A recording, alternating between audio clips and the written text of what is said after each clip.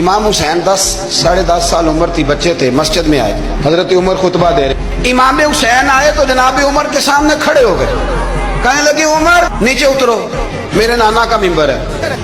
حضرت علی کہنے لگے حسین یہ کیا کہہ رہے ہو، بیٹھ جاؤ۔